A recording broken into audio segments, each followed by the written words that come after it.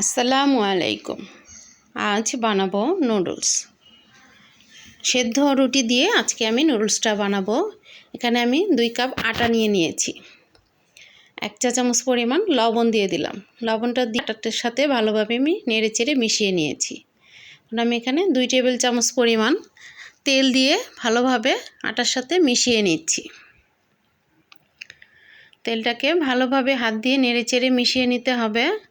এখন আমি অল্প অল্প পানি দিয়ে আটাটাকে মেখে নিব।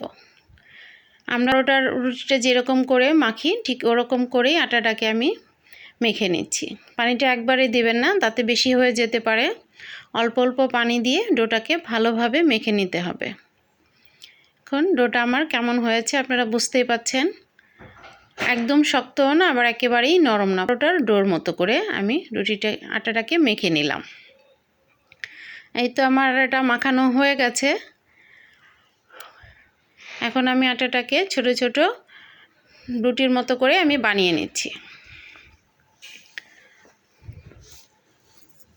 দেখুন আমি রুটিগুলিকে বানিয়ে নিচ্ছি। একেবারেই পাতলা করে ফেলি নাই, আবার একদম মোটাও না, পরোটা থেকে অনেকটাই পাতলা করে নিয়েছি। এই তো আমার সবগুলো রুটি বানানো হয়ে গেছে। এখন আমি চুলায় একটা কড়াইতে বেশ কিছু পানি ফুটিয়ে নিয়েছি। এখন এই ফুটন্ত পানির মধ্যে আমি রুটিগুলিকে একটা একটা করে দিয়ে দিব। এই তো আমার সবগুলি রুটি দেওয়া হয়ে গেছে। আমি রুটিগুলিকে 5 মিনিট পানির মধ্যে ফুটিয়ে নিয়েছি। এখন আমি রুটিগুলিকে উঠিয়ে নিব। এই তো আমার রুটিগুলি হয়ে গেছে। এখন আমি রুটিগুলিকে উঠিয়ে ঠান্ডা পানিতে ধুয়ে নিব। রুটিগুলিকে ঠান্ডা পানিতে ধুয়ে ঝরিয়ে নিয়েছি আমি। এখন আমি রুটিগুলিকে কেটে নিচ্ছি। দেখুন রুটিগুলিকে আমি নুডলসের মতো করে চিকন চিকন করে কেটে নিয়েছি। এখানে আমি অল্প একটু তেল দিয়ে হাত দিয়ে ভালোভাবে মেখে নেব। তেলটা দিলে তাতে করে আপনি নুডলসগুলিকে লেগে যাবে না, ঝরঝরা হয়ে থাকবে। এখানে আমি চুলাইতে কিছুটা তেল দিয়ে দিয়েছি। এখানে আমি 3টা ডিম দিয়ে দিলাম। অল্প একটু লবণ দিয়ে দিচ্ছি। এখন আমি ডিমটাকে নেড়ে চেড়ে ভেজে নিব। এই তো আমার ডিমটা হয়ে গেছে। এখন আমি ডিমটাকে একটা বাটিতে উঠিয়ে নিচ্ছি। ডিমটাকে কিন্তু খুব বেশি ভাজা ভাজা করবেন না, তাতে করে শক্ত হয়ে যায়। ডিমটাকে উঠিয়ে সেই একই কড়াইতে আমি আরও কিছু তেল দিয়ে দিলাম। এখন আমি এখানে 1/2 কাপ পরিমাণ পেঁয়াজ কুচি দিয়ে দিলাম। পেঁয়াজ কুচিটাকে দিয়ে আমি কিছুটা সময় ভেজে নিয়েছি। পেঁয়াজ কুচিটা একটু নরম হয়ে যাওয়ার পর এখানে আমি 1/2 কাপ চিচিঙ্গা কুচি দিয়ে দিলাম। আপনারা আপনাদের ইচ্ছে মতো সবজি দিতে পারেন। আমার কাছে আজকে সবজি ছিল না, তাই আমি চিচিঙ্গাটাই দিয়েছি। দিয়ে কিছুটা সময় নেড়েচেড়ে নেওয়ার পর এখন আমি এখানে 8-10টি কাঁচামরিচ ফালি দিয়ে দিলাম।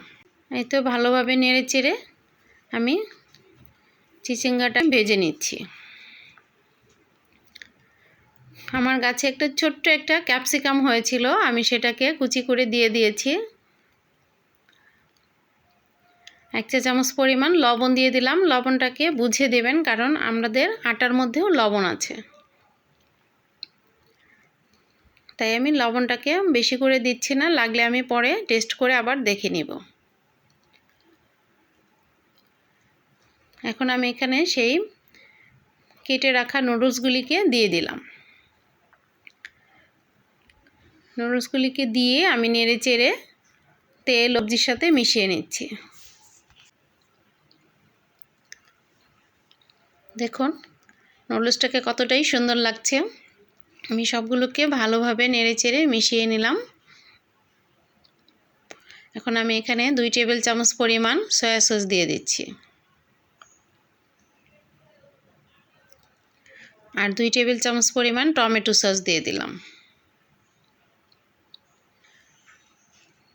সবগুলোকে আমি ভালোভাবে নেড়ে চেড়ে মিশিয়ে নিয়েছি। আর এখানে 2টা ম্যাগি মশলা দিয়ে দিচ্ছি।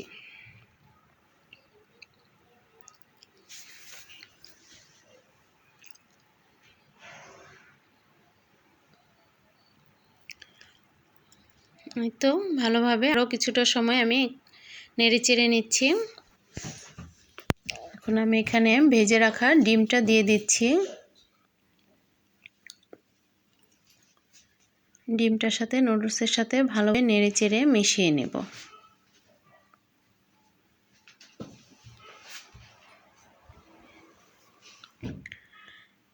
রান্নাটি যদি ভালো লেগে থাকে প্লিজ একটা লাইক করে দিবেন।